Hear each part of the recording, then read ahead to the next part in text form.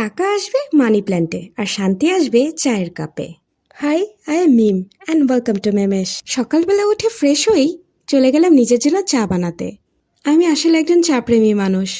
আমি দুধ চা, রং চা, মশলা চা, কফি সব কিছুই খেতে পছন্দ করি। একদিন চা না খেলে আমার মনে হয় যেন কত বছর ধরে চা খাই না। একদিকে আমার চা হচ্ছে আর অন্যদিকে আমি বারান্দায় এসে দেখি আমার ছোট বোন মানি প্ল্যান্ট গাছ লাগাচ্ছে। এইবার আর আমাদের বড়লোক হওয়া থেকে কে আটকাতে পারবে বলুন তো? আর গাছ লাগানোর জন্য আমার বোন প্রথমে মাটিটিকে প্রস্তুত করে নিচ্ছে। আর মাটি প্রস্তুত হওয়ার পর সে এখানে গাছ লাগিয়ে দিবে। আর গাছ লাগাতে লাগাতে কিন্তু আমার চা বানানোও শেষ। আর চা নিয়ে এসে সোজা বসে পড়লাম পড়ার টেবিলে। আসলে ঠিক পড়াশোনা না, বলতে গেলে ভোকাবুলারি পড়তে বসলাম। আমার আসলে এই ভোকাব পার্টটা অনেক ইরিটেটিং লাগে, কারণ এটা এমন এক টপিক, এটাকে আমি যতই পড়ি না কেন আমার আর কিছুতেই মনে থাকতে চায় না।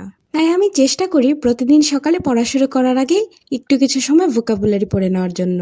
আমি আমার লাস্ট ভিডিওতে কিভাবে আমসত্ত্বগুলো শুকাতে দেই সেটা দেখিয়েছিলাম। আর শুকিয়ে যাওয়ার পর সেই আমসত্ত্বগুলোকে আমরা মূলত দুইভাবে সংরক্ষণ করে থাকি। যেগুলোকে আমরা কিছুদিনের মধ্যে খেয়ে ফেলবো সেগুলোকে আমরা ফ্রিজের নর্মাল পোর্শনে রেখে দেই। আর যেগুলোকে আমরা দীর্ঘদিনের জন্য রাখবো সেগুলোকে আমরা ডিপ ফ্রিজে রেখে দেই।